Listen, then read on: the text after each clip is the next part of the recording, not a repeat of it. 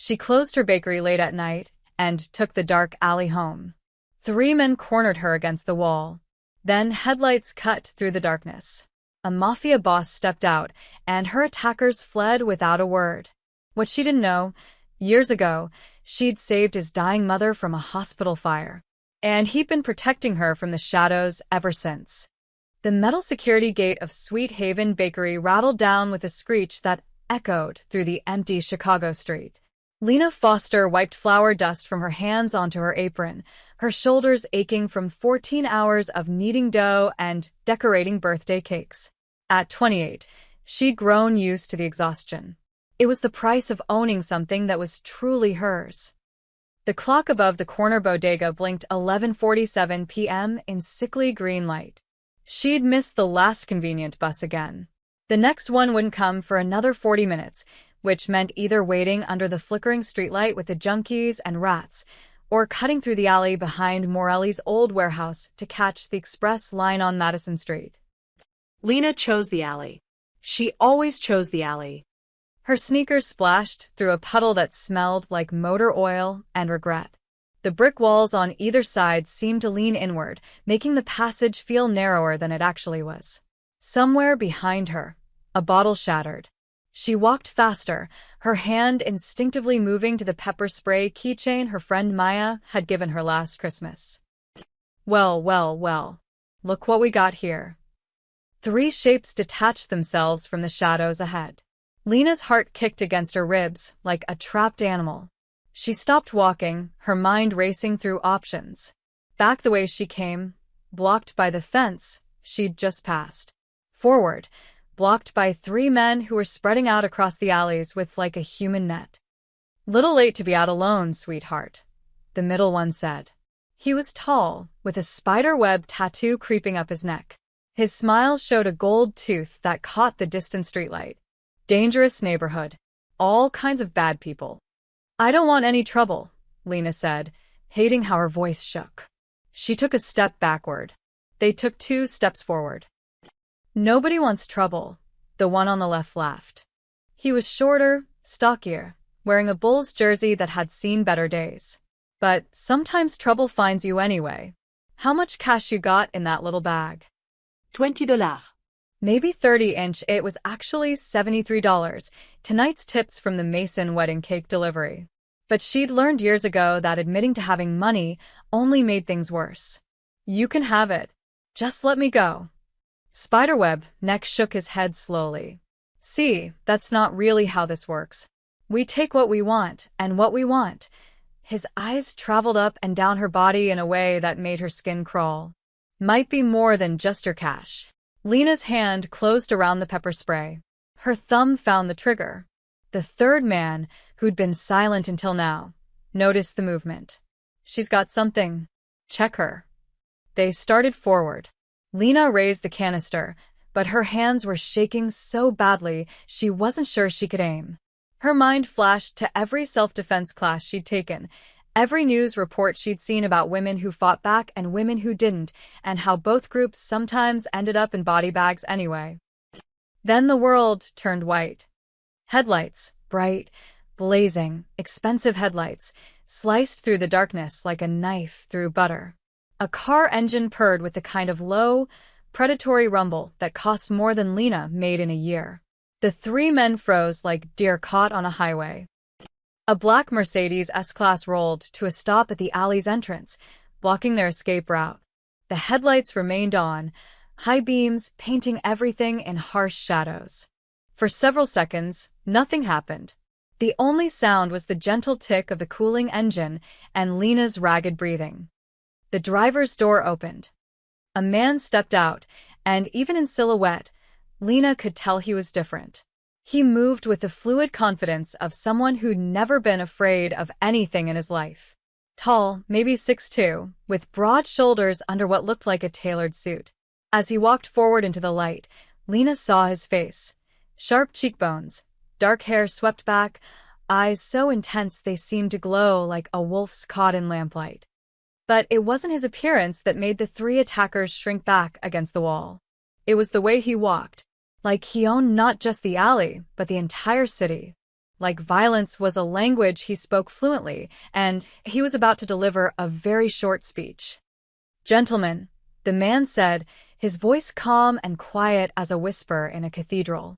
"You seem lost." Spiderweb Neck found his courage first, probably because he hadn't lived in Chicago long enough to recognize death when it bought a custom suit. "Mind your business, friend. This doesn't concern."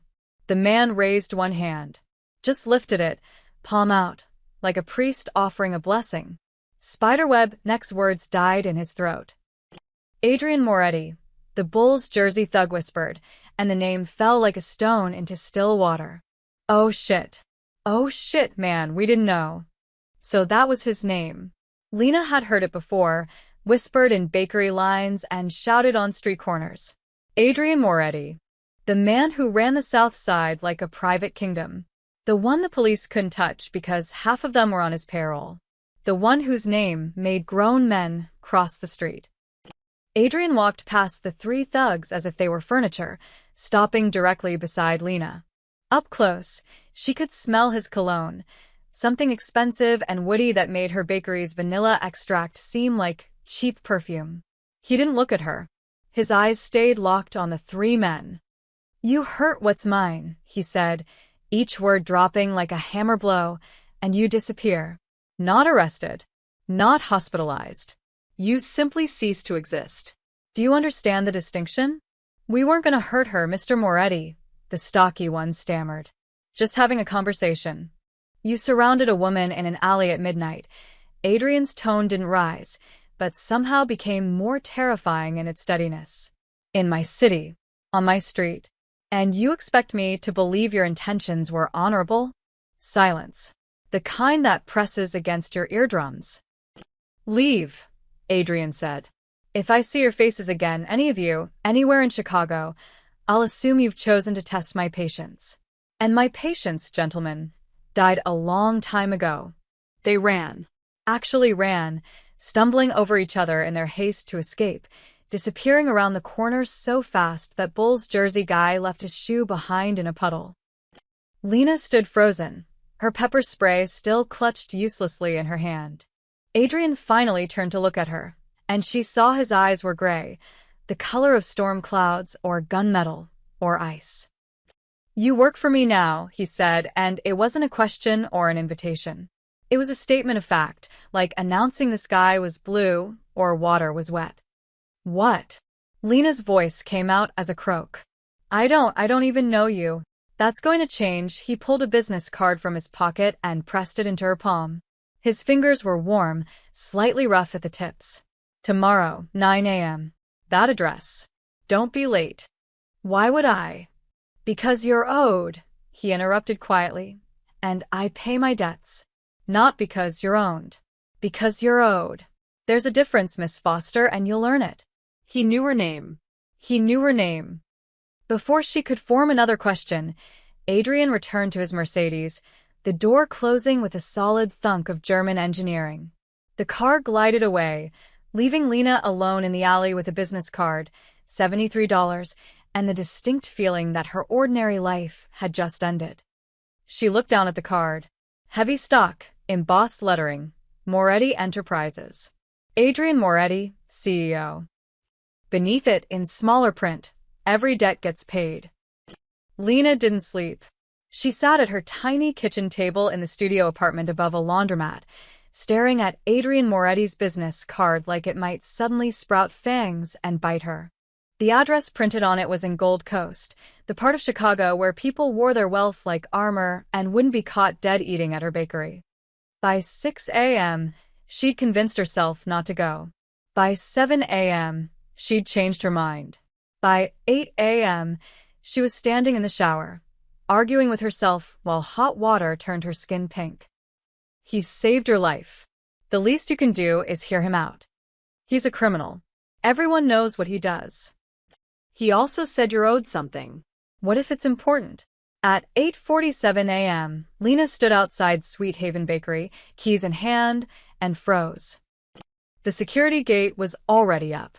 Not just up, gone. Replaced by a new one that gleamed silver in the morning sun, with an electronic keypad where her old rusty padlock used to hang. Through the window, she could see movement inside. Multiple people, working. What the hell? She rushed forward, shouldering through the door that now opened smoothly instead of sticking like it had for 3 years.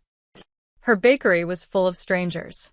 6 men in work clothes were everywhere, one on a ladder replacing the ancient fluorescent lights with modern fixtures, 2 repainting the water-stained back wall in a crisp cream color, another installing new shelving where her warped wooden boards used to sag. The display case had been replaced with a gleaming glass model that probably cost more than her monthly rent. "Stop," Lena shouted, dropping her purse. "Stop right now. Who are you people?" A man in a charcoal suit appeared from the back room, holding a clipboard. He was older, maybe 60, with silver hair and the kind of calm expression that suggested he'd seen everything twice. "Miss Foster. Good morning. My name is Vincent. Mr. Moretti sent us to make some necessary improvements." "Necessary?" Lena sputtered. "He can't just break into my business and redecorate." "We didn't break in. We had keys." Vincent produced a set identical to hers.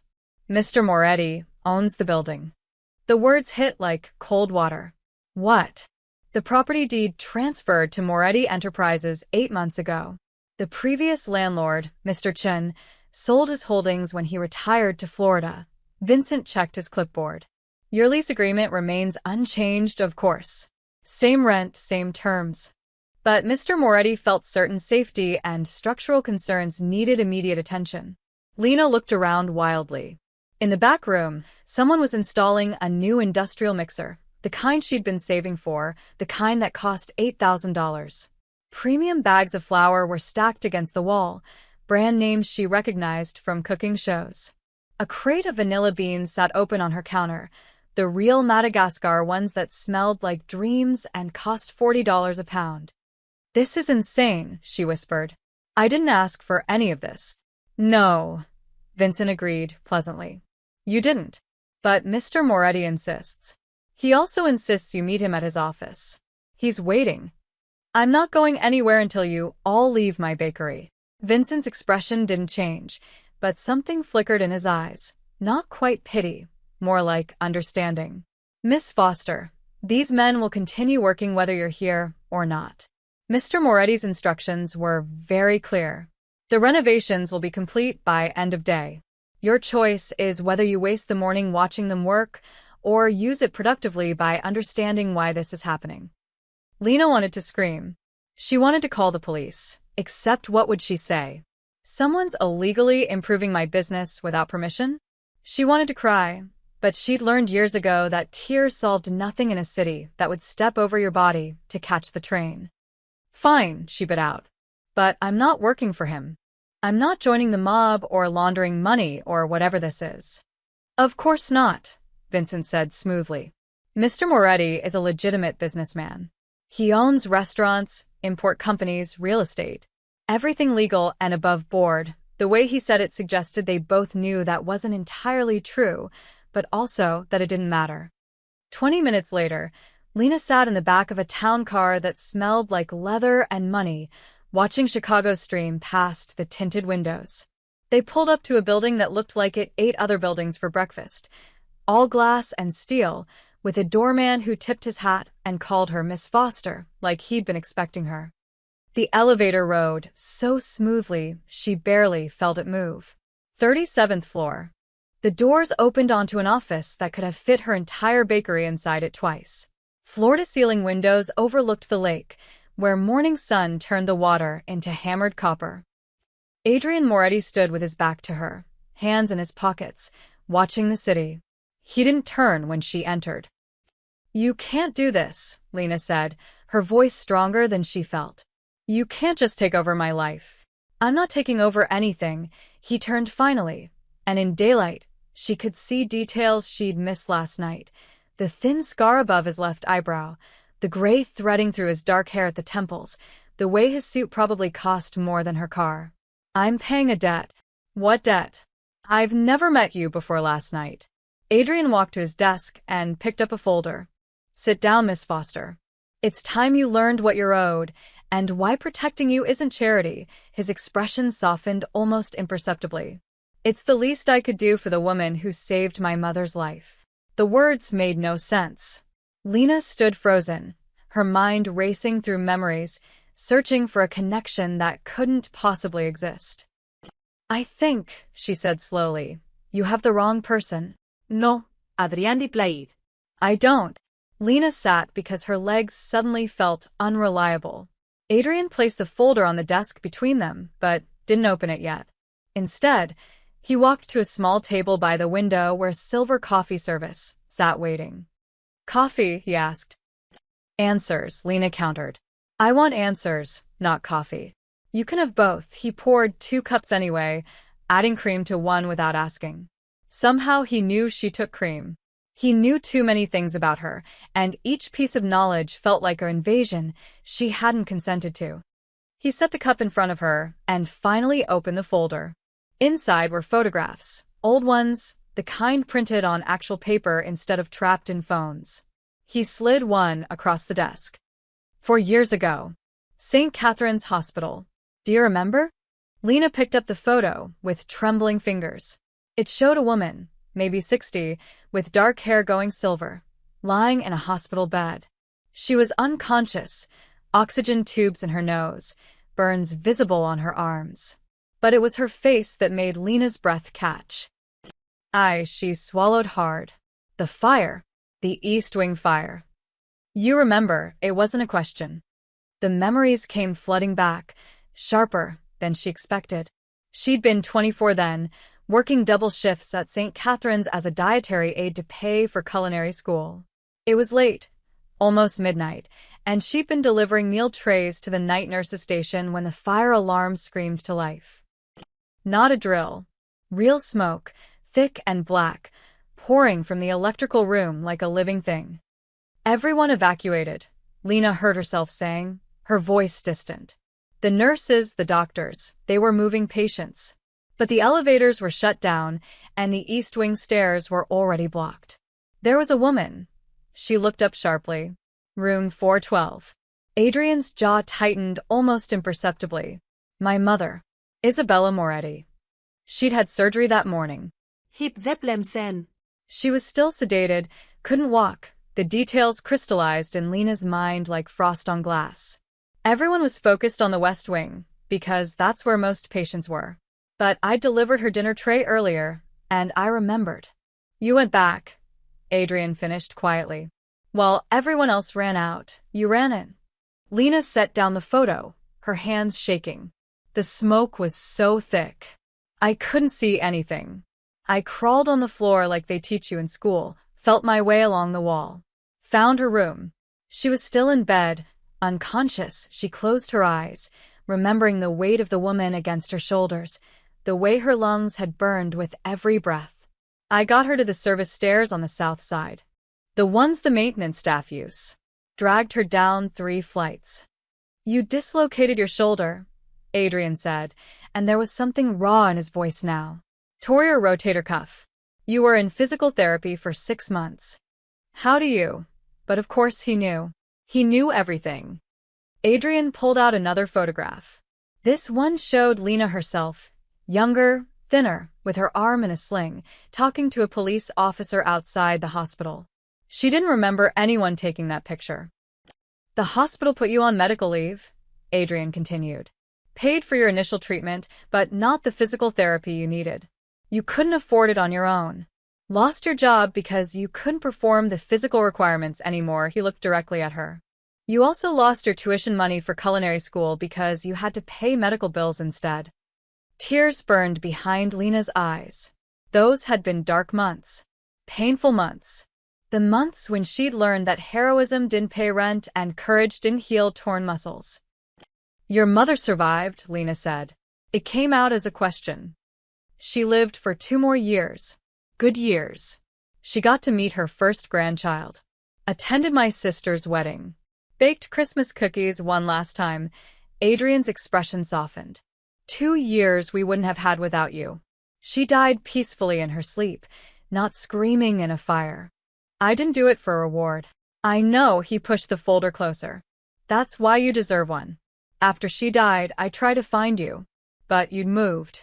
Changed apartments 3 times. The hospital wouldn't give me information, privacy laws. It took my people 8 months to track you down. Lena opened the folder fully. Inside were documents, bank statements, payment receipts, business licenses. Her hands froze when she saw the amounts. The bakery startup loan you got 3 years ago, Adrian said. The one from that small business grant program that seemed too good to be true? I funded it through a shell company.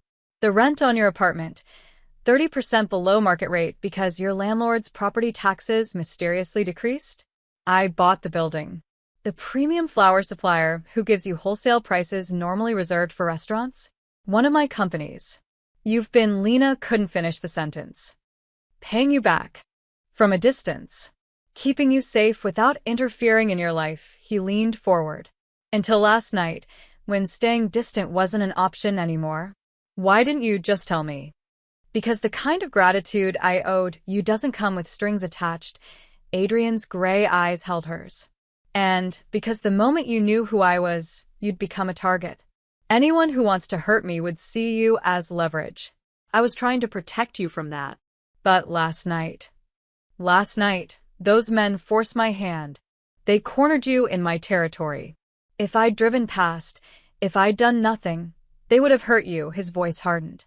And I would have failed my mother's memory. So now we're here, and you need to understand something, Miss Foster. Lena waited, her heart pounding. Your bakery contract with my restaurants is real. The work is real.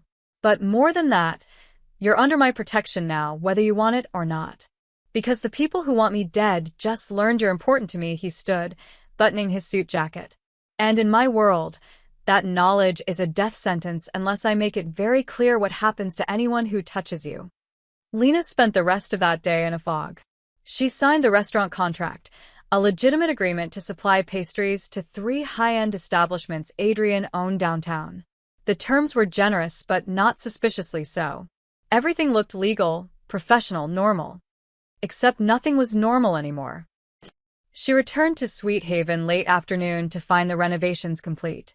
Her bakery looked like something from a magazine spread, gleaming equipment, perfect lighting, new tile floors that didn't crack under her feet. The workers were gone, but Vincent had left a new set of keys on the counter along with a note. The security system is armed. Code is 1018. Your mother's birthday, I believe. Lena crumpled the note, fighting the urge to scream. He knew her mother's birthday. Of course he did. For 3 days, life proceeded with an eerie calm. She baked in her transformed kitchen, delivered orders to Adrian's restaurants, avoided thinking about the fact that her entire existence had been carefully curated by a man she'd met once 4 years ago, without knowing it. On the 4th night, she stayed late perfecting a new recipe, lavender honey scones for a wedding order.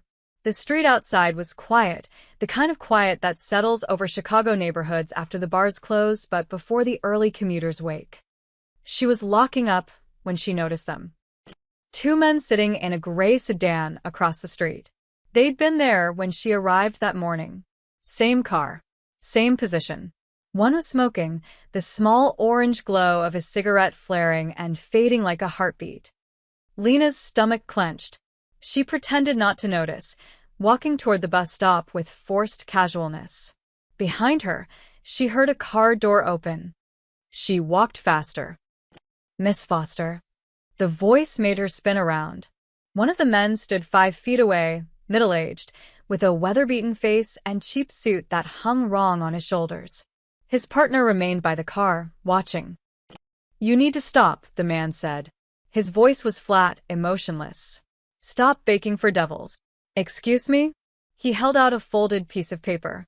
Lena took it with numb fingers, her other hand already reaching for her phone. The man saw the movement and shook his head. That would be unwise. Read the note. Make the right choice. He returned to the sedan and both men drove away, the engine noise fading into the night. Lena's hands shook as she unfolded the paper. The message was handwritten in neat block letters. Moretti's charity cases don't end well. Ask the others. Stop working for him before you're another headline. Below the words was a symbol, a crown with 3 stars above it, drawn in red ink that looked disturbingly like dried blood. Lena ran the 4 blocks to her apartment and triple-locked the door behind her. She sat on her bed, staring at the note, her mind racing through options. Call the police? And say what? That someone left her a vague, threatening message? Go to Adrian? And confirm she was exactly the kind of liability he'd predicted? At 2 a.m., she made her decision. She took a photo of the note and texted it to the number on Adrian's business card. The response came within 60 seconds. Stay inside. Lock your doors. Someone will be there in 10 minutes. It was actually 8 minutes. The knock was quiet but firm. Lena checked the peephole and saw Vincent, looking unnervingly alert for the middle of the night. May I come in? He asked when she opened the door. Her apartment suddenly felt tiny with him in it. He studied the note without touching it, his expression carefully neutral. Where did you encounter these men? Outside the bakery. They were waiting in a car. Description. She told him everything she could remember. The gray sedan, the cheap suits, the way the smoker had a tattoo on his left hand that might have been a cross or a dagger. Vincent made a phone call, speaking quietly in Italian. When he hung up, he looked at her with something that might have been respect. Mr. Moretti wants you to come to his residence. He says you'll be safer there. No, the word came out sharper than she intended. I'm not running to him every time something happens. I've been taking care of myself for a long time. Miss Foster, does he know what this symbol means? She pointed to the crown and stars. Vincent hesitated, which told her everything. Yes. Then tell him to meet me at the bakery tomorrow morning. Early. 6 a.m., she crossed her arms. And tell him to come alone. If this is about me, I deserve to know the truth without an audience of bodyguards. That's not advisable. I don't care what's advisable. I care about what's happening and why. Lena moved toward the door. A clear dismissal. 6 a.m., Vincent. Make sure he's there. After Vincent left, Lena didn't sleep. She researched instead, using her phone to search for the symbol. The crown with 3 stars appeared in several old news articles, gang markings, territorial disputes, a string of unsolved murders from 15 years ago. All connected to one name, the Romano family. By dawn, she'd learned enough to be terrified. The Romanos had controlled the South Side before Adrian's rise to power. Their feud was legendary in Chicago's criminal underworld, brutal, bloody, supposedly ended a decade ago when the Romano patriarch died in federal prison. But the symbol was back, which meant the feud wasn't over. And somehow, impossibly, Lena was now standing directly in the middle of it. At 5:45 a.m., she walked to her bakery, through streets still dark with night. The new security system beeped as she entered. She made coffee with shaking hands and waited. At exactly 6 a.m., Adrian's Mercedes pulled up outside. He came alone as requested. Through the window, Lena watched him approach, moving with that same fluid confidence even in the pre-dawn darkness. When he entered, his eyes immediately found the note she'd laid on the counter. His face went absolutely still. Then, quietly, "How long have the Romanos been watching you?" "You tell me," Lena said. "Because apparently I'm working for devils, and I'd like to know which devil I should be more afraid of." Adrian picked up the note, his jaw tightening as he studied the symbol. "The Romanos," he said the name like a curse. "I thought we'd buried this family 10 years ago." "Well, they're clearly not buried." Lena poured coffee with hands that had steadied overnight. Fear, she'd learned, eventually crystallized into anger. "They think I'm your spy. You're not my anything. You're owed." "Yes, you keep saying that." She set a cup in front of him harder than necessary, coffee sloshing over the rim. "But they don't see it that way. They see a woman getting money from Adrian Moretti. They think I'm laundering cash or passing information or whatever it is people in your world do." Adrian's expression darkened. "My world. You say that like I chose it. Didn't you? My father chose it. My grandfather before him. I inherited an empire built on blood and fear, and I've spent 15 years trying to make it legitimate. He gestured toward the window. Those restaurants you're supplying? Real businesses. The import companies? Legal. I pay taxes, employ people, contribute to this city. With money that came from where? Lena challenged. From places I'm not proud of, his honesty surprised her. But I can't change the past. I can only control what happens next. And what happens next is keeping you alive. Lena sat across from him, the counter between them like a barrier. Tell me about the Romanos. Adrian was quiet for a moment, choosing his words. Victor Romano controlled the South Side for 30 years. Drugs, weapons, extortion, everything ugly.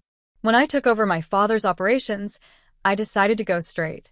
Victor saw it as weakness. We went to war. Who won? No one wins wars like that. People die. Businesses burn. Families get destroyed. He ran a hand through his hair, a gesture that made him suddenly look tired. Victor went to prison for racketeering. His sons scattered. I thought the family was finished. But Victor's nephew, Marcus Romano, disappeared before the arrests. Word was he fled to Italy, started over. Adrian looked at the symbol again.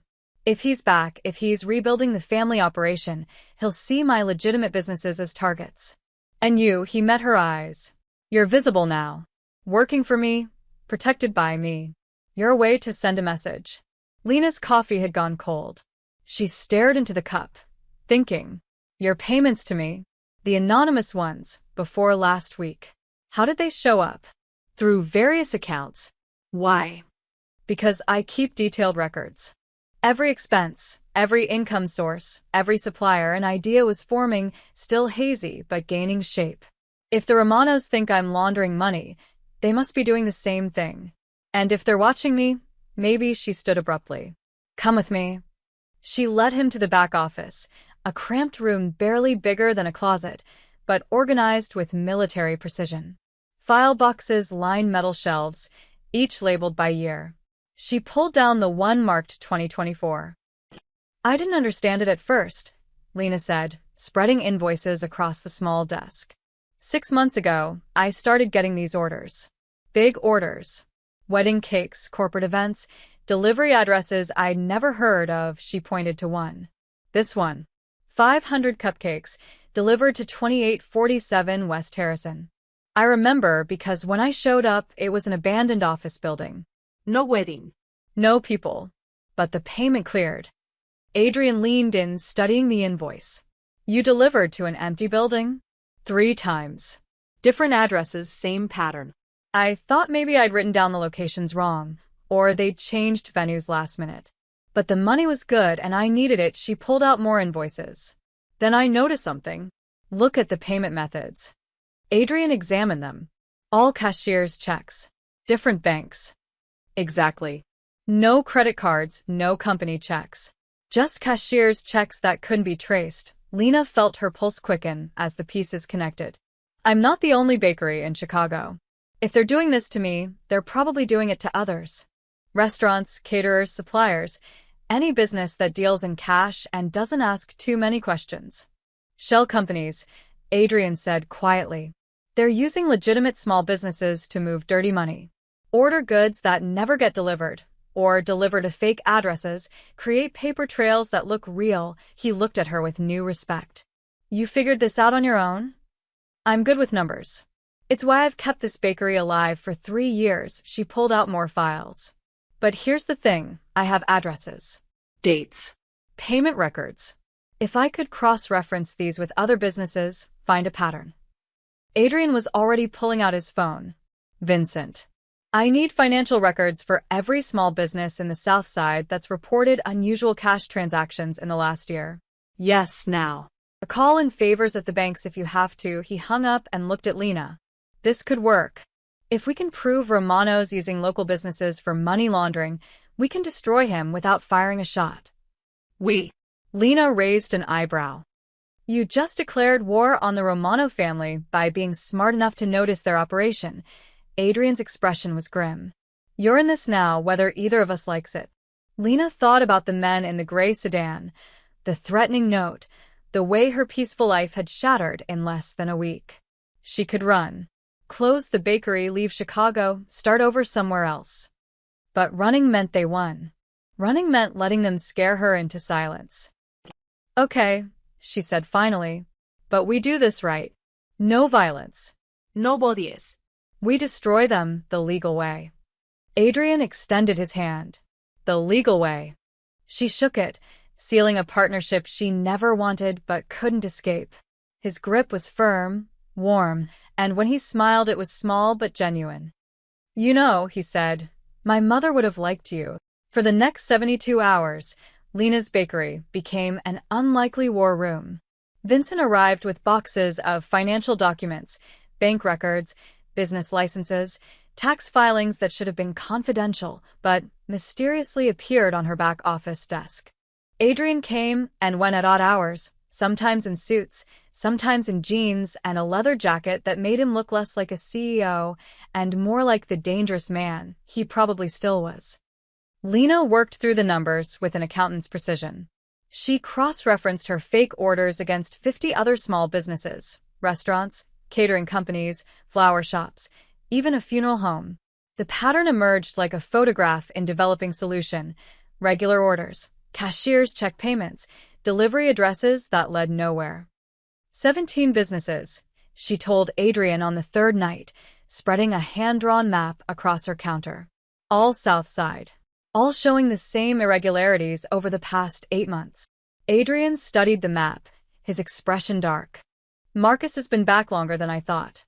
He's been rebuilding quietly, using legitimate businesses as cover. There's more. Lena pulled out a spreadsheet she created. The total money moving through these fake orders? Just over $3 million in 8 months. That's not small-time operation. That's organized, patient, smart. Marcus was always the smart one, Adrian muttered. Victor relied on fear and brutality. Marcus used his spreadsheets and shell companies. He looked at her. You're sure about these numbers? I've checked them 4 times.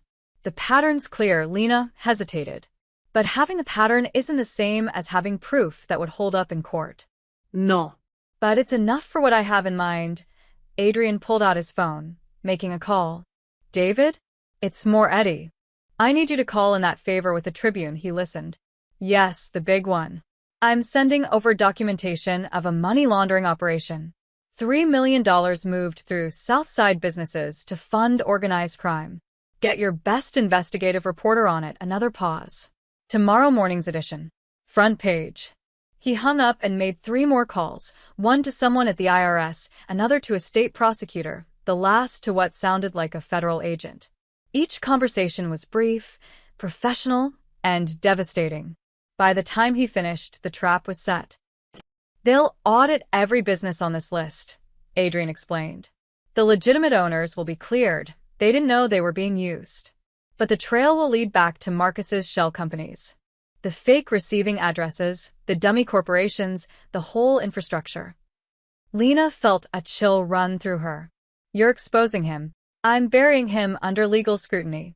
By noon tomorrow, every law enforcement agency in Illinois will be crawling over the Romano operation. No bullets. Nobody is. Just subpoenas and warrants and accountants. Adrian's smile was sharp. The kind of destruction that sticks. Won't he know it came from you? He'll suspect.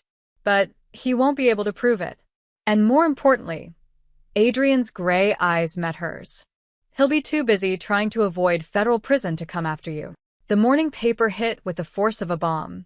The headline screamed, Romano crime family resurrection, millions laundered through innocent small businesses. The article was thorough, devastating, and sourced well enough to avoid lawsuits.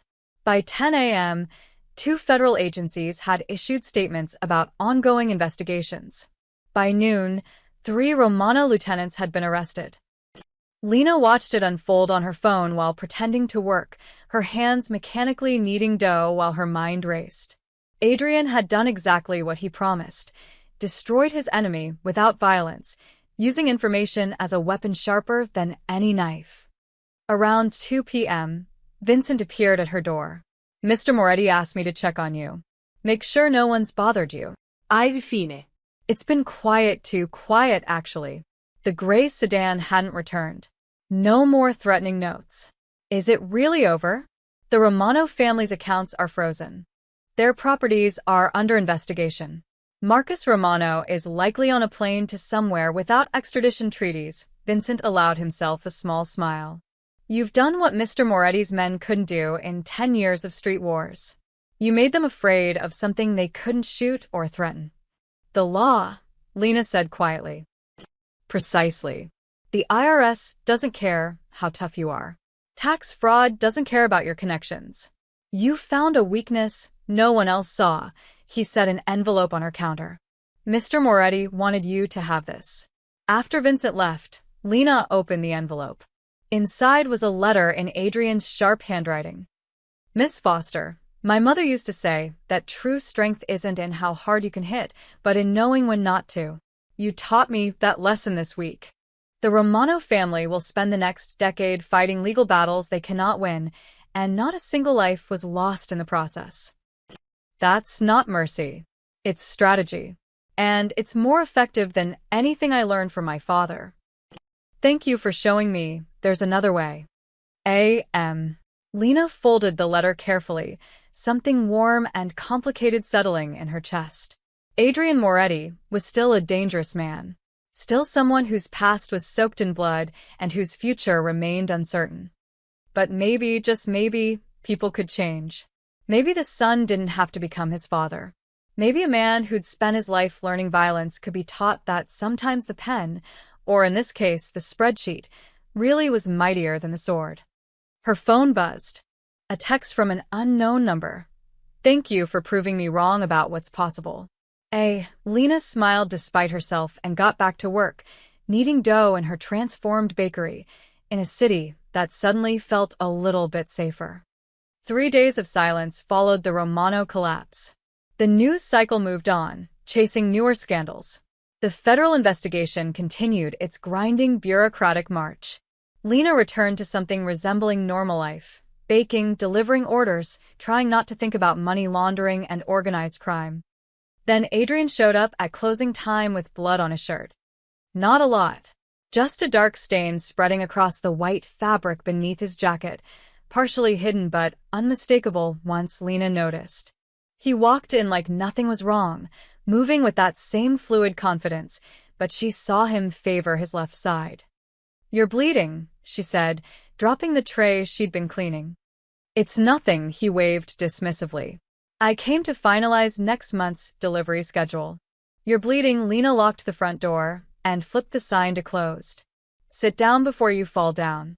Miss Foster. It's Lena. And sit, she pointed to a chair with enough authority that he actually obeyed, which told her the injury was worse than he'd admit. What happened? Disagreement with some associates. Adrian started to shrug, then winced. They had concerns about my recent business decisions. I addressed their concerns by getting stabbed. Cut. There's a difference. He finally relented when she just stared at him. It's a graze. Barely broke the skin. Lena grabbed her first aid kit from the back office, the extensive one she'd bought after burning herself badly on an oven rack last year. Take off your jacket. That's not necessary.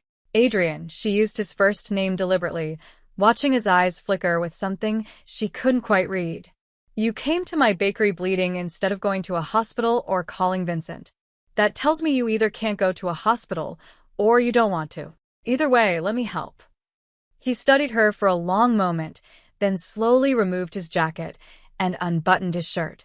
The wound was along his ribs, a 4-inch slash that had soaked through the gauze he'd apparently wrapped himself. Not deep enough for stitches, but definitely more than barely broke the skin. This is going to hurt, Lena warned, pulling on gloves and opening antiseptic wipes. Pain and I are old friends. She cleaned the wound carefully, trying not to notice the other scars mapping his torso. Old knife wounds, what looked like bullet graze, a burn mark shaped like a cigarette. His body told stories he'd never speak aloud, violent chapters written in scar tissue. Adrian sat perfectly still, barely flinching even when the antiseptic must have burned. You're good at this. I've had practice. You don't run a bakery for 3 years without learning emergency first aid. She applied antibiotic ointment, then fresh gauze. The people who did this, are they still a problem? Not anymore. Something in his tone made her pause. Adrian, they're not dead, if that's what you're asking. Just convinced that questioning my methods is bad for their health, he watched her work with surprising gentleness. You're worried I killed them. I'm worried about who you have to be to survive in your world. Someone harder than I want to be, the admission came quietly. My mother used to say the same thing. She thought kindness was weakness, that showing mercy would get me killed. Lena taped down the bandage and met his eyes. Did it? I've been cut, shot, poisoned, and betrayed more times than I can count, he smiled without humor. So maybe she was right. Or maybe, Lena said, stripping off her gloves, she never met someone strong enough to show her that kindness and strength aren't opposites. Adrian went very still. What? You think surviving makes you strong? Fighting back, never backing down, always being harder than the next guy. She sat across from him. But I dragged your mother out of a burning building when I was terrified. I stood up to you in your own office. I helped take down the Romanos using spreadsheets instead of guns. She leaned forward. That took strength. Different strength than what you're used to, but strength all the same. He stared at her like she'd spoken a foreign language. You think I'm not strong? I think you're terrified of being anything else. The words came out softer than she intended. I think you learned that love and weakness are the same thing, that caring about someone gives them power over you. So you keep everyone at arm's length, pay your debts from a distance, and convince yourself that's protection. It is protection. If the Romanos knew how much you, he stopped abruptly. How much I what? Lena's heart beat faster. Adrian looked away, toward the darkened windows. How much you matter. They'd use that against me. Against you. So, you isolate yourself. Never let anyone close. Never let anyone see the man under the armor. She reached out carefully, touching the back of his hand. He didn't pull away. That's not protection, Adrian. That's prison. Better a prison I control than vulnerability I don't. Is it? She squeezed his hand gently. Because from where I'm sitting, you just walked into my bakery bleeding instead of going to your estate full of guards and doctors. You came here to me. That doesn't sound like someone who thinks kindness is weakness. Adrian turned his hand over, his palm meeting hers.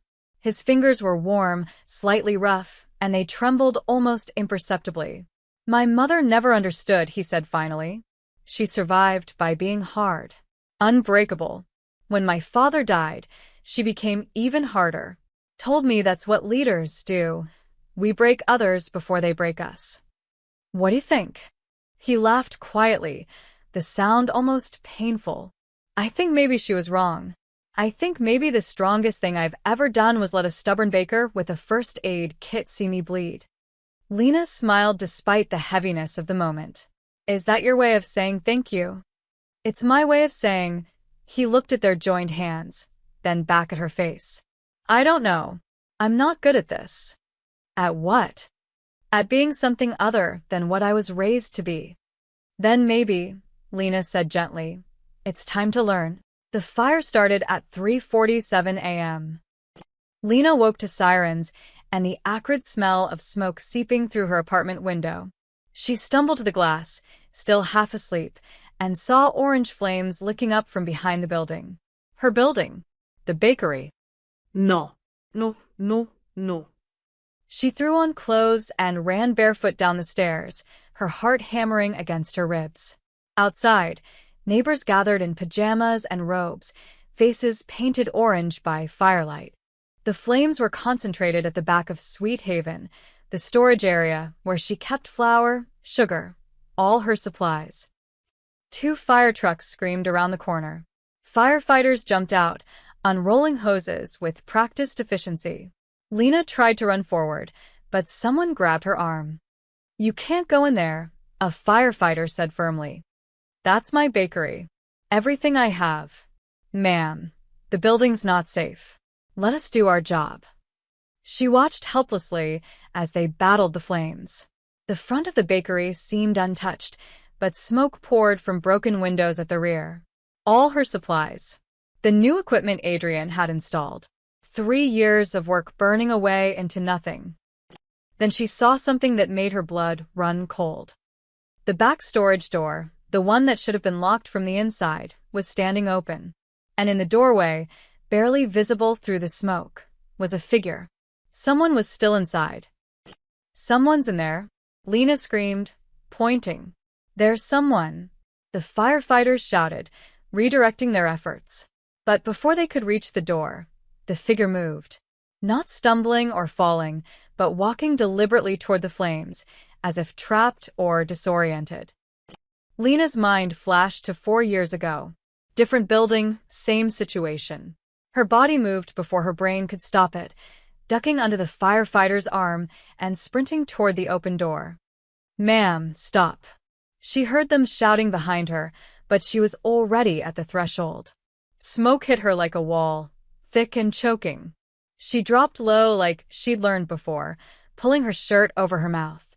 The heat was intense, but not unbearable yet. The flames were concentrated in the storage area, feeding on cardboard boxes and paper bags. "Hello," she called out, voice muffled. "Where are you?" A cough answered her. "There, to the left, near the walk-in cooler." The figure resolved into clarity. A woman, maybe 60, gray hair, confused expression. She was wearing a nightgown and slippers, completely disoriented. "Come on," Lena grabbed her arm. "We have to go." The woman pulled back. "My cat." "I heard my cat." "There's no cat here." "Please, we have to move." An explosion of sound as something in the storage room gave way. Flames surged forward, cutting off their exit through the back door. Lena's mind raced. The front door, they could reach it if they moved now. She half-dragged, half-carried the older woman through the main bakery. Smoke was thicker here now, visibility down to inches. Her lungs screamed for clean air. The woman stumbled, nearly falling. Then strong hands grabbed them both. Adrian materialized through the smoke like a ghost, his face covered with a wet cloth. He didn't speak, just lifted the older woman over his shoulder and grabbed Lena's wrist, pulling them toward the front entrance. They burst through the door as firefighters rushed in behind them. Cool night air hit Lena's face, and she collapsed onto the sidewalk, coughing violently. Adrian set the woman down gently, already checking her for injuries. "What the hell were you thinking?" he demanded, turning to Lena. His voice was rough with smoke and fury. "You could have died." She was inside. Lena gasped between coughs. "I couldn't just." She wandered in from the senior home next door. A firefighter interrupted, kneeling beside the confused woman. "Mrs. Chun has dementia. She does this sometimes." He looked at Lena. "You saved her life, but that was incredibly reckless." Adrian pulled Lena to her feet, his hands gripping her shoulders. "Don't ever do that again. You did the same thing." "That's different." How? "How is it different?" She coughed again, her throat raw. Adrian's expression shifted from anger to something more complicated. "Because if something happened to you," he stopped, jaw clenching. "Just don't." Paramedics arrived, checking them both for smoke inhalation. Mrs. Chin was loaded into an ambulance, confused but alive. The fire was under control now, mostly extinguished, leaving behind smoke damage and the acrid smell of burned supplies. Vincent appeared at Adrian's side, his usual calm replaced by barely contained rage. The fire was deliberately set. Accelerant on the storage boxes. Security cameras were spray-painted over an hour before it started. "Romano's people," Adrian said flatly. "The ones who scattered when the investigation started." "Revenge," Lena whispered. Her legs felt weak. "Desperate revenge." Adrian's expression went cold and hard. "They can't touch me directly anymore, so they're trying to hurt what He caught himself. "What I'm protecting." Vincent's phone buzzed. He answered, listened, and his face went grim. "We found them. 3 men, staying at a motel on the highway. They're bragging about it on social media, trying to rebuild Romano's reputation." Adrian started toward his car, his intentions clear. Lena grabbed his arm. No. He turned to her, eyes blazing. They tried to kill you, and Mrs. Chen, and you. And they failed, she held his gaze, refusing to let go. You said you were done cleaning your hands with fire. You said there was another way. That was before. Before what? Before they proved they're desperate and stupid? She stepped closer. Adrian, if you go after them now, you become what they say you are. Everything we did with the legal approach, all of it means nothing. So, I just let them walk away? No, Lena's voice was steady despite her shaking hands. You turn them in. Give the evidence to the police. Let them face arson charges, attempted murder charges. Let the system you're trying to become part of actually work. Adrian stared at her for a long moment. Vincent waited, silent. The sirens continued their wailing backdrop. Finally, Adrian turned to Vincent. Call Detective Morrison. Tell him we have information about the fire. Give him everything. Names, location, evidence. His voice was strained, like each word cost him. And make sure those men are arrested before I change my mind. The arrests happened at dawn. 3 men, all with Romano family connections, taken into custody at a highway motel with enough evidence to guarantee serious prison time. Detective Morrison himself called Adrian to confirm it, and word spread through the neighborhood by breakfast. Lena stood outside Sweet Haven at sunrise, staring at the damage. The back storage area was destroyed, blackened walls, collapsed shelving, everything reduced to charred debris. But the main bakery had survived. Smoke-stained and water-damaged, but structurally sound. The firefighters said she'd been lucky. Another 5 minutes, and the whole building would have gone up. She didn't feel lucky. She felt exhausted, her lungs still raw, her hands shaking every time she thought about flames spreading across cardboard boxes soaked in accelerant. You should be resting, Adrian's voice came from behind her. She didn't turn around. I should be baking. I have orders due tomorrow. A wedding cake for Saturday. Corporate delivery on Monday. All rescheduled. Vincent handled it. He moved to stand beside her, hands in his pockets. In daylight, she could see the dark circles under his eyes. He hadn't slept either. The insurance adjuster comes this afternoon. They'll cover the repairs. How long will that take? Weeks? Months? Lena's voice cracked. I can't afford to close for months, Adrian.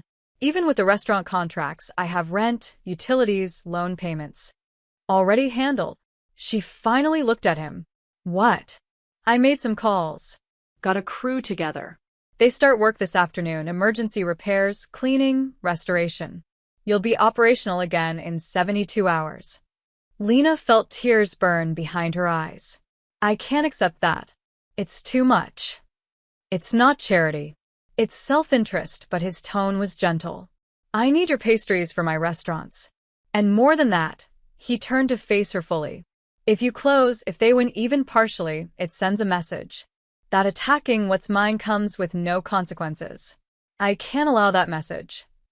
What's yours? Lena repeated softly. Is that what I am? Adrian's expression shifted, something vulnerable flickering across his features. That came out wrong. Did it? You're not property, Lena. He struggled with the words. You're someone I've failed to protect properly. Twice now. First by keeping my distance and making you a target. Then by not anticipating desperate retaliation. You saved my life last night. After putting it in danger, his jaw clenched. If you died in that fire because of me, because of my past, my enemies. But I didn't, she touched his arm, feeling the tension coiled beneath his sleeve. And neither did Mrs. Chen, because you ran into a burning building after us. So maybe stop trying to take credit for things that aren't your fault and accept that sometimes life is just dangerous. Not for you. It shouldn't be dangerous for you. I pulled your mother from a fire 4 years ago. I work in a neighborhood where 3 men thought cornering me was acceptable. I'm a woman in America, Lena smiled without humor. Life's been dangerous long before you showed up, Adrian. At least now I have someone who gives enough of a damn to run into the flames after me. He looked at her with an intensity that made her breath catch. You matter, he said quietly. More than you should. More than is wise. When I saw that fire, when I couldn't find you, he stopped, looking away. I've lost people. My father to a rival's bullet. My mother to age. Men I called brothers to betrayals and wars. But the thought of losing you felt different somehow. Worse. Lena's heart hammered. Adrian. I'm not asking for anything, he continued quickly. I know what I am, what my life is. I wouldn't curse you with that kind of future. But I need you to understand why I'm rebuilding your bakery, why I'll keep protecting you even if you tell me to stop. It's not obligation anymore. It's not debt. I know, Lena whispered. They stood in silence, the morning sun climbing higher, painting the smoke-stained bakery in shades of gold. Around them, the city woke up, cars passing, people heading to work, life continuing despite fire and fear and feelings that complicated everything. 72 hours? Lena finally asked. Maybe less if the crew works overnight. Then I'll be here. Helping. This is still my bakery. I wouldn't expect anything else. Adrian's phone buzzed. He checked it, frowned. Vincent needs me. City council meeting about the new youth center project. He hesitated. Will you be okay? I survived a fire. I think I can handle daylight. He smiled, small, genuine, the kind of smile that transformed his face from dangerous to almost gentle. You're remarkable, you know that? I'm stubborn. Same thing in my experience. After he left, Lena walked through the damaged bakery, cataloging what could be saved. The new mixer, smoke-damaged but possibly salvageable. The display cases, cracked but reparable.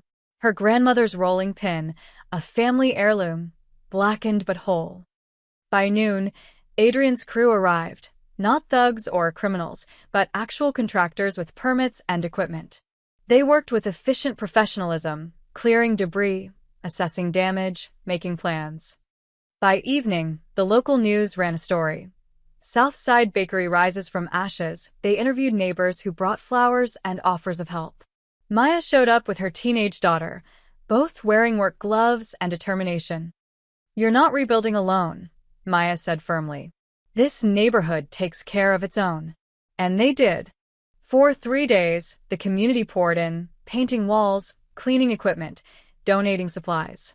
The Italian grocer down the street provided flour at cost. The hardware store owner installed new locks for free. Even Mrs. Chun, recovered from her smoke inhalation, brought homemade cookies with a note, "For the angel who saved me." On the third evening, as promised, Sweet Haven Bakery reopened. A line stretched around the block, not because people were hungry, but because they wanted to show support. To prove that fear and fire couldn't destroy what kindness built. Lena stood behind her counter, overwhelmed and grateful, watching her neighborhood celebrate survival. And in the back corner, trying to be inconspicuous, Adrian Moretti bought a simple croissant and smiled like he'd won something far more valuable than any war. The grand reopening success carried Sweet Haven through the following weeks. Business boomed, partly from publicity, partly from genuine community support. Lena worked longer hours than ever, but they felt different now. Purposeful, like she was building something that mattered beyond profit margins. Adrian visited less frequently, though Vincent stopped by almost daily to check security and ensure orders reached the restaurants. Lena told herself she wasn't disappointed by Adrian's absence. Told herself the flutter of excitement when his Mercedes occasionally appeared was just gratitude, nothing more.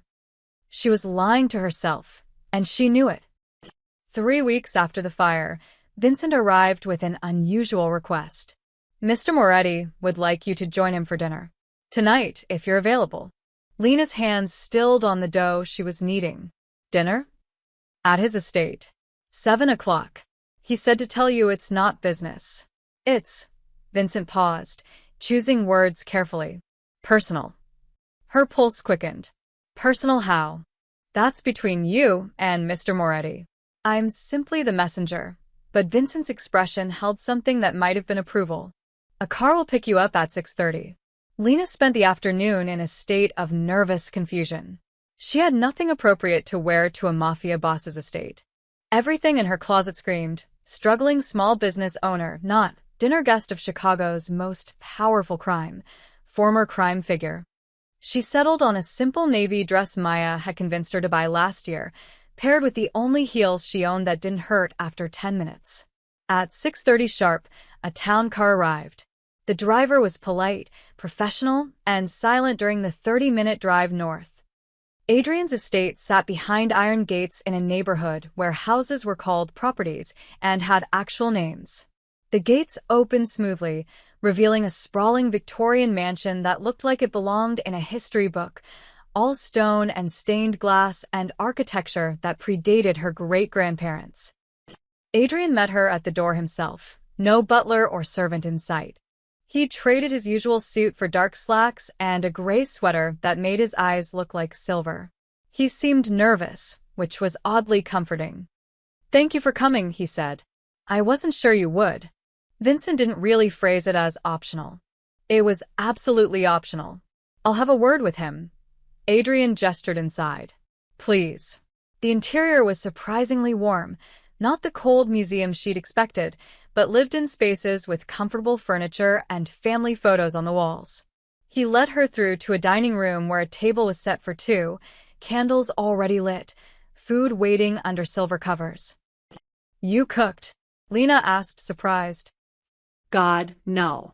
"I'd poison us both." He pulled out her chair. "My housekeeper, Rosa, prepared everything before leaving for the evening. I wanted privacy for this conversation." They sat. Adrian uncovered the dishes: chicken marsala, roasted vegetables, fresh bread that smelled heavenly. They ate in comfortable silence for a few minutes before Lena couldn't contain her curiosity any longer. "Why am I here, Adrian?" He set down his fork carefully. "Because you deserve the full truth. About your father." Lena's breath caught. "My father?" "Thomas Foster. He worked for my father's organization 26 years ago. Mechanic at one of the garages we owned, the legitimate side of the business." Adrian's expression was serious. "You never knew that, did you?" "My father died when I was 3. Quel accident? My mother said he worked at various auto shops, but she never talked about the details." Lena's mind raced. "He worked for your family for 5 years. He was good at his job. Honest. Reliable." Adrian paused. "When I was 17, my father started using the garages for other purposes. Stripping stolen cars, hiding vehicles used in crimes. He pressured the mechanics to participate or look the other way." Lena's stomach knotted. "And my father?" "Refused. Told my father that he had a wife and daughter, that he wouldn't risk prison and leave his family without support." Adrian's voice carried something like admiration. "Most men would have just gone along out of fear. Your father stood his ground." "What happened?" "My father let him go." No retaliation, no threats. "He respected the decision, even if he didn't like it." Adrian met her eyes. 2 weeks later, your father died in that car accident. Brake failure on a steep hill. The implication hung in the air. Lena felt cold. "Did your father?" "No." Adrian's response was immediate and firm. "I've spent years investigating that accident, accessing police reports, mechanical analyses. It was genuine brake failure. Old vehicle, deferred maintenance. Just tragic coincidence." He leaned forward. "But here's what matters. When your father died, my father blamed himself anyway. He felt like he'd forced an honest man out of steady employment, and that economic pressure led to your father driving an unsafe vehicle. I don't understand what this has to do with why I've been protecting you." Adrian pulled an envelope from his pocket. "After your father's funeral, my father set up a trust. Money was supposed to go to your mother, help with your expenses. But she disappeared, moved out of state, changed addresses frequently. By the time I took over the organization, I'd lost track of you both." He slid the envelope across the table. "Your mother died 6 years ago. You moved back to Chicago 5 years ago. And when I finally found you again, you were working at St. Catherine's Hospital, where you saved my mother's life." Lena opened the envelope with shaking hands. Inside were documents, old trust papers, bank statements, a letter in unfamiliar handwriting. "That's my father's letter," Adrian explained. Written 3 days before he died. He never sent it because he couldn't find your mother, but he wrote it anyway, his voice softened. Read it. Lena unfolded the yellowed paper. Mrs. Foster, your husband was one of the few honest men I've known.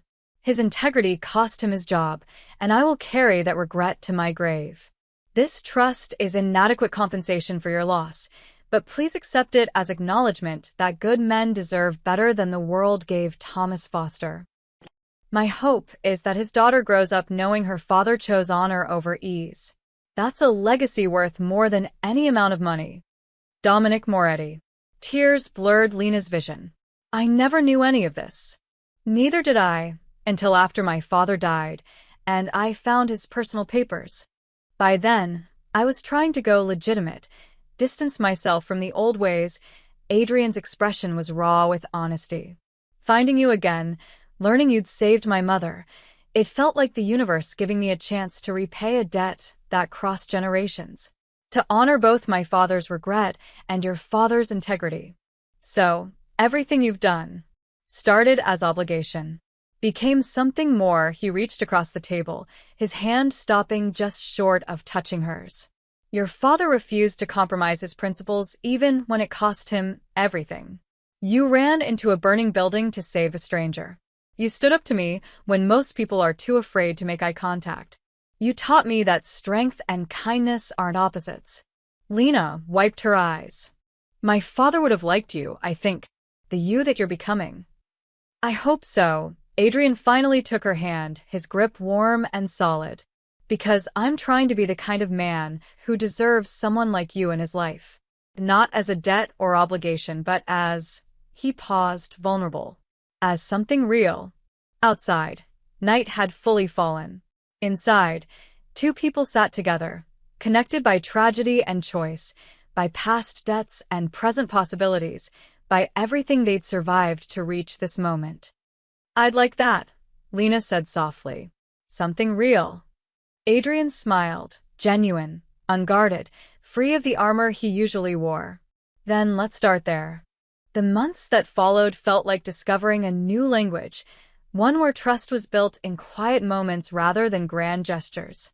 Adrian visited the bakery more frequently, always finding excuses, checking on supply orders, discussing restaurant menus, bringing feedback from customers. They both knew these were pretexts for spending time together, and neither pretended otherwise. He learned that Lena woke at 4 every morning, that she hummed while kneading dough, that she donated day-old pastries to the homeless shelter without telling anyone. She learned that Adrian read poetry late at night, that he anonymously funded 3 youth programs, that his ruthless reputation masked someone who'd never learned it was safe to be soft. They didn't label what was growing between them. Labels felt limiting, premature. But when Adrian's hand found hers across her bakery counter, when she leaned into his shoulder while reviewing contracts, when their goodbyes stretched longer each time, those moments spoke clearly enough. Winter arrived early that year, bringing snow that transformed Chicago into something clean and beautiful. Lena was closing up on a Saturday evening, humming Christmas carols while wiping down counters, when Adrian appeared at her door. He wasn't alone. Vincent stood behind him, carrying a leather folder that looked expensive and important. We need to talk, Adrian said, his expression unreadable. Lena's stomach dropped. Those words, in her experience, never preceded good news. What's wrong? Nothing's wrong. But there's something I need to give you. He gestured to a table. Seat. Please. She sat, nervousness crawling up her spine. Vincent placed the folder in front of her, then stepped back with the discretion of someone who'd learned when to be invisible. Adrian remained standing, hands in his pockets. When I started helping you 3 years ago, I bought this building through a shell company. You've been paying rent to one of my holding corporations without knowing it. I know that now, Lena said carefully. What you don't know is that I never intended to keep it permanently.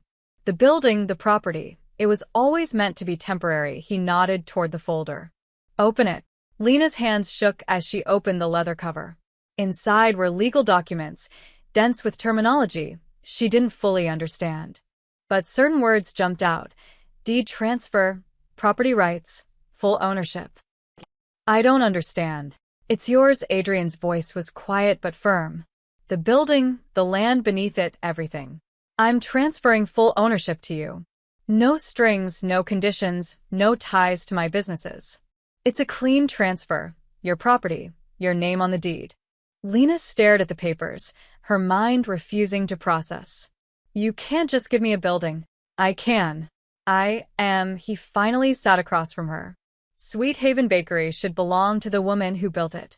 Not to some corporation in my portfolio, not to a landlord who could raise rent or sell out from under you. To you. Adrian, she searched for words. This property is worth what, $500,000? More? You can't just. I can't. He raised an eyebrow. Who's going to stop me? Basic sense. Logic. The fact that this is insane. Lena pushed the folder back toward him. I can't accept this. It's too much.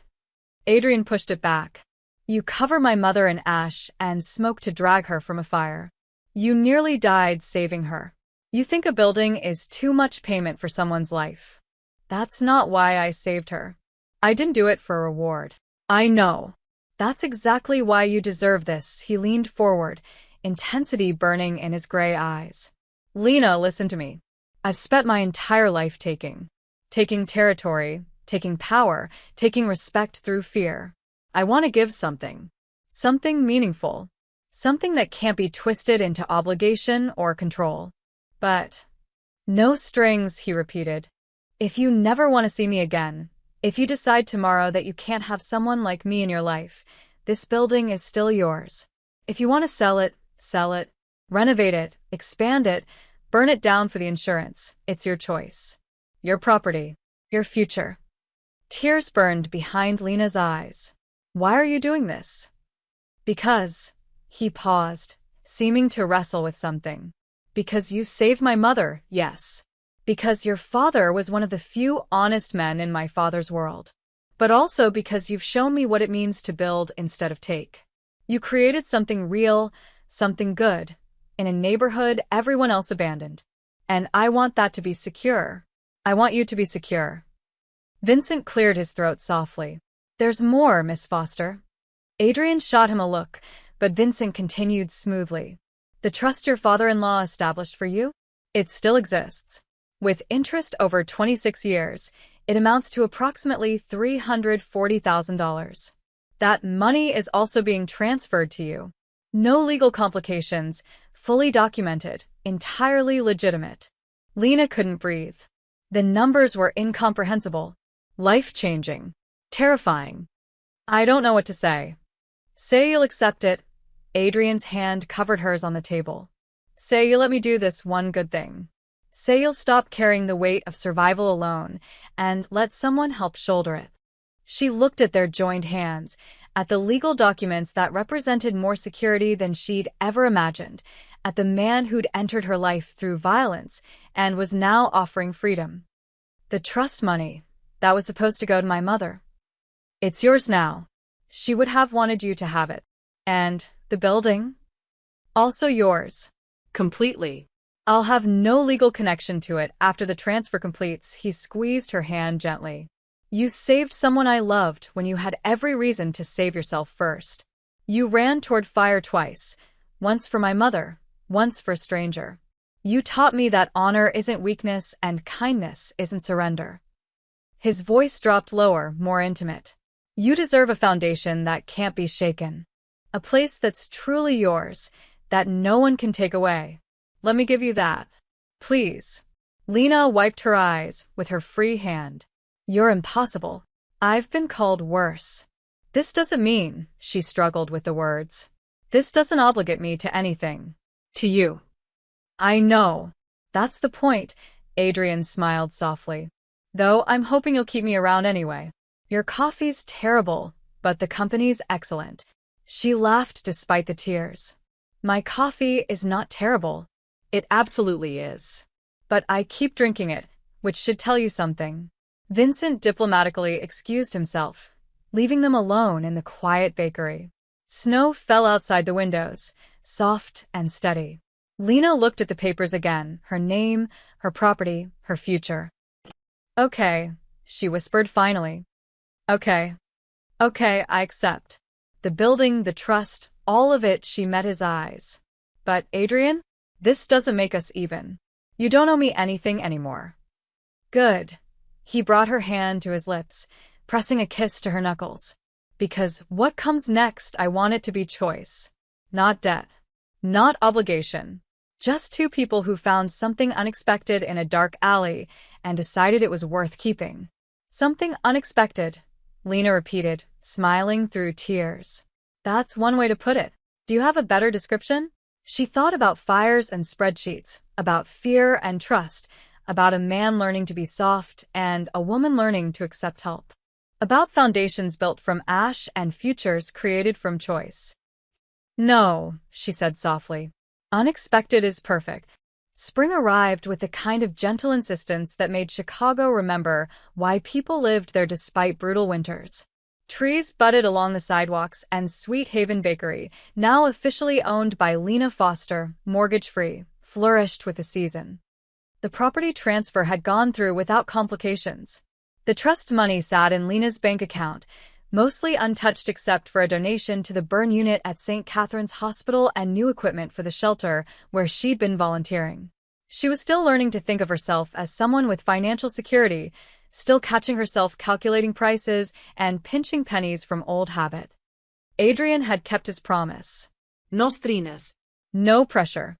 But he also hadn't disappeared from her life. If anything, he was more present, not as a benefactor or protector, but as something simpler and more complicated. As a man spending time with a woman he cared about, learning the ordinary rhythms of a life he'd never lived. The Romano family's remnants had been absorbed by federal investigations. Marcus Romano himself was arrested in Portugal, facing extradition. The men who'd set the fire were serving 8-year sentences. The neighborhood felt safer, though Lena knew safety was always temporary, always fragile. Adrian's legitimate businesses continued to grow. He'd distanced himself further from anything questionable, though Lena wasn't naive enough to believe his past had completely released its grip. Some stains didn't wash out. Some reputations followed you like shadows. But he was trying. That mattered more than she'd expected. It was a Thursday evening in late April when Adrian showed up at closing time without warning. The sun was setting, painting the bakery windows in shades of amber and rose. Lena was boxing up the last pastries for the shelter when he walked in, and something about his expression made her pause. What's wrong? Nothing's wrong, but he seemed uncertain, which was unusual. I wanted to ask you something. Lena set down the pastry box. That sounds ominous. It's not. It's just.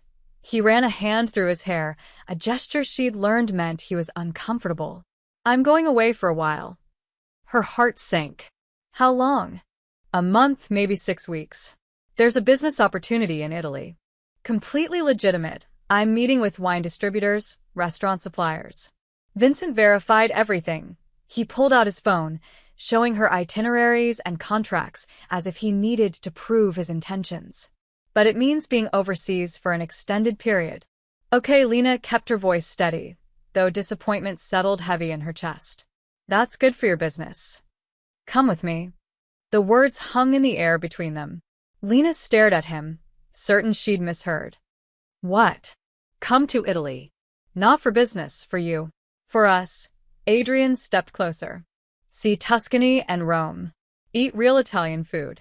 Take a month away from 4 a.m. wake-ups and flour dust. Let someone take care of you for once. Adrian, I can't just leave the bakery for a month. Maya's been running her own catering business for 10 years. She could manage Sweet Haven with her eyes closed, and she's already offered. He smiled slightly. I may have mentioned I was going to ask you. You planned this. I hoped for this. There's a difference. He took her hands in his. Lena, we've spent 6 months building something. Something real and important and terrifying for someone like me. But it's all been here in your world, surrounded by your work and responsibilities. I want to show you mine. Not the business, not Chicago, but the parts of my life that aren't about territory or reputation. The parts I'm still learning to let exist. Lena's mind raced through 1,000 objections. The bakery, the customers, the fear of what it meant to say yes to something this big. But underneath the fear was something else. The memory of running into fires, of taking risks, of choosing courage over safety. 1 month, she said finally. Maybe 6 weeks. 1 month, she repeated firmly. And I'm paying for my half of everything. Adrian laughed. You're impossible. You've mentioned that before. Have dinner with me tonight. Here, he gestured to the empty bakery. No restaurants, no fancy places.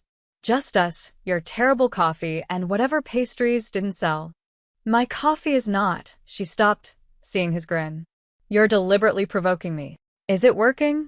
Instead of answering, Lena grabbed 2-day-old croissants and the French press she'd started keeping in back.